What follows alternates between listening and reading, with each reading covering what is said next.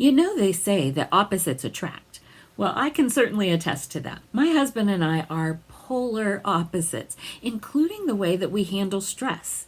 And so today I want to talk about what do you do when your spouse handles stress differently than you?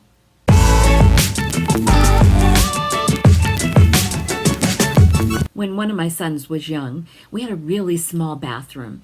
There was no counter space around the sink. And so I had my curling iron on the back of the toilet that was right next to the sink. And somehow, I think he was maybe 2 or 3, he climbed up on the toilet without me catching it in time, bumped that curling iron off, and landed on his forearm. And it got a nice little burn right there. And the doctor was asking about how it happened. My husband and I both went, and I was nervous about it. I was nervous that this had happened to him. I was an anxious mom. And so I'm telling the story, and I couldn't help it, but a little giggle just came out of me. And as my husband told me later, he says, "That made you look guilty. That didn't make you look good." And I said, "Oh, I was just nervous. Wasn't trying to be funny or make light of it."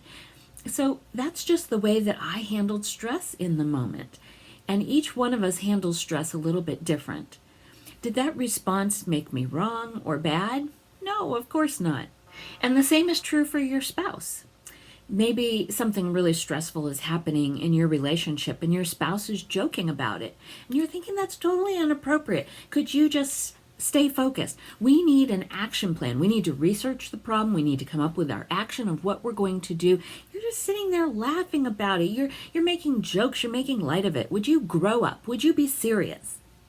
Sometimes one of us, when we get stressed, will be quiet and withdrawn. And for another, maybe you get short and irritable and grumpy.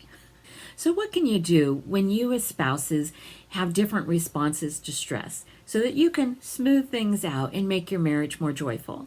Well, number one is get to recognize each other's normal response to stress. One reason for that is that because their response is different than what stress looks like for you and your response, you might not even recognize them as being stressed. So when you get to know their go-to response when they're stressed, now you can know that they're stressed, and that's a great place to start. The second thing is to give each other some grace and some space to respond to stress differently. Their different response to stress doesn't make them any less smart or strong or valuable. So give them grace and space to be themselves. Now, of course, we're never talking about making excuses for someone who's being abusive to you, verbally or a heavy drinker, those kinds of things where, well, I just got to give them grace. That's just the way they handle stress. That's not what I'm talking about. Now, third of all, don't belittle their response to stress or even the things that make them stressed. It might not be stressful to you, but it is to them. And your marriage relationship is going to be so much better off if you can say, "I see this as stressful for you." Not, "That's silly that you're stressed. You should just get over it." Now, number 4, if their response to stress is something that you just can't live with, they just get so quiet, withdrawn, they won't talk about anything, and you just can't live with that, then wait till a time when neither one of you is stressed and when you can have a discussion about that. How are we going to handle stress as a couple? Maybe what are some boundaries or some expectations we're going to establish together as a couple?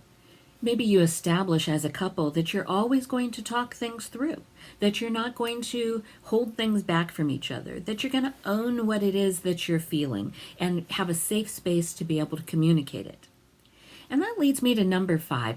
Make sure that your spouse feels safe, that they feel valued and loved in a safe environment where they can express what is stressing them out and how they're feeling.